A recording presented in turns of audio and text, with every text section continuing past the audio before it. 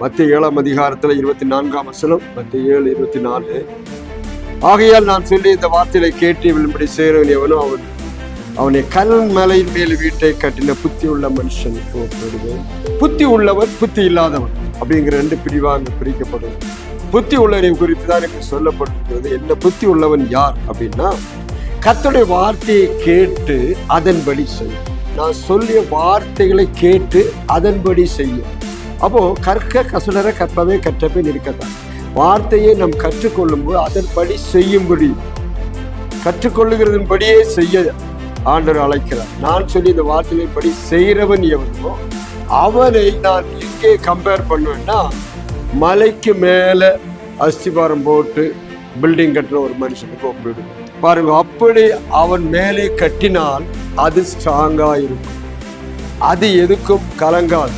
காற்றோ மழையோ வெயிலோ ஒன்றுக்கும் பிரச்சனை இல்லை. அதனாலதான் பாருங்க, ஆண்ட வார்த்தையின்படி நடக்கிறவனுக்கு எதுவுமே பிரச்சனை இல்லை என்றாங்க அவர் சொல்லுகிறார்.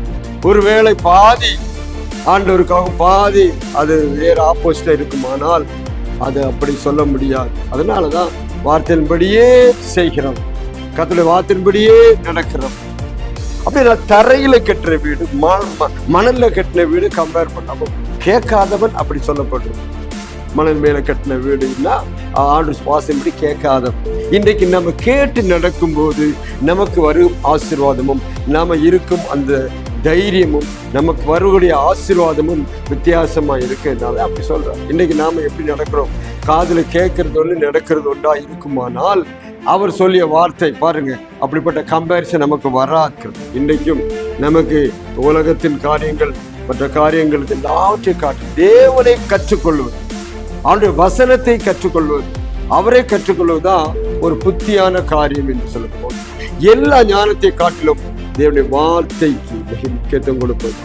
வார்த்தையின்படியே நான் செய்கிறேன்னு சொல்லி, வார்த்தையின்படியே நடப்பேன்னு சொல்லி யாரெல்லாம் சொல்றாங்களோ அவங்க புத்தி உள்ளவர்கள். கண்மலையின் மேலே வீட்டை கட்டின நம்ம செய்கிறது கர்த்தருக்கு பிரியமா இருக்கிறதா, தேவன் விரும்புகிறாரா, இல்லை நம்முடைய வீடு எங்கே கட்டப்பட்டிருக்கிறது? வசனத்தை விட்டுட்டீங்கன்னா நம்ம வீடு மணல் மேலே கட்டினதற்கு ஏதுவாக இருக்கும் என்று அடுத்த வசனம் சொல்லும். அப்படியானால் நீங்க கண்மலையில கட்டணுமா, ஒரு புத்தி உள்ளா இருக்கணுமா, இல்ல மணல் மேலே கட்டப்பட்ட புத்தி அற்றவர்களா இருக்கணுமா என்று ஆண்டவர் சொல்றார். அவருடைய வசனத்தின்படியே நடக்கும். இன்றைக்கு உங்களுக்கு புத்திமானம் இருக்கணுமா, இந்த வசனத்துக்கு நீங்க ஒப்பு கொடுங்க, இந்த வசனப்படி நடக்கிறதுக்கு ஒப்பு கொடுங்க. உங்களை கர்த்தர் புத்திமான்கள் என்று சொல்லி அழைப்பார். கண்மலையில் கட்டப்பட்ட அந்த மனுஷனுக்கு ஒப்பிட்டு நம்மை பேசுவார். நாளில் ஒரு புத்தி உள்ள ஒரு வாழ்க்கை, கண்மலையில் கட்டப்பட்ட வாழ்க்கை வாழுங்கள். கர்த்தருடைய வார்த்தையின்படி நடந்து கர்த்தர் உங்களை ஆசீர்வாதம். இன்னொரு லோக சுவாசம் சொல்லிக் கொண்டிருக்கிறோம். எல்லாரையும் ஆசீர்வதிப்பார்.